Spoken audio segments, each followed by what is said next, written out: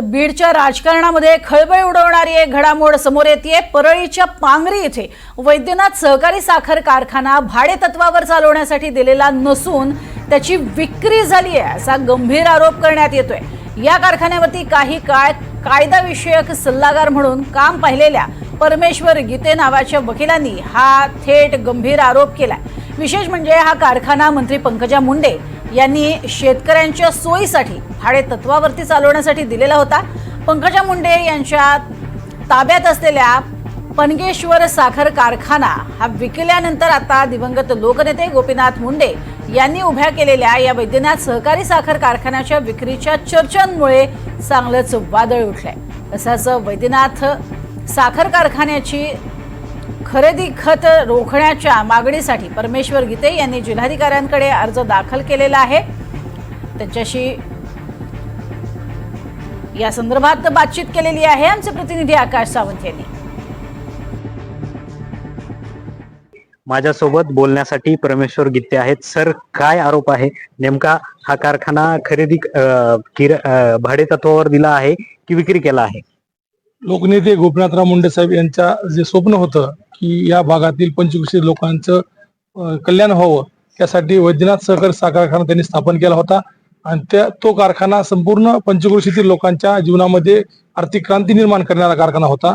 परंतु त्यांच्या पश्चात त्या ठिकाणी जो पदाधिकारी आणि संचालक मंडळ आहे त्यांनी या शेतकऱ्यांच्या हिताच्या विरुद्ध अनेक निर्णय घेतल्यामुळे तो कर्जबाजारी झाला आणि तो कर्ज बाजारातून बाहेर न काढता तो कारखाना विक्रीसाठी युनियन बँकेने लिलाव केला, परंतु कोणीही त्या स्पर्धात्मक लिलाव कोणी घेतला नाही। परंतु ओंकार कारखाना यांनी युनियन बँकेचे संगनमत करून आणि विद्यमान संचालक मंडळांचे संगनमत करून तो कारखाना 14 ऑगस्ट 2025 रोजी तो विक्री करण्यात आलेला आहे।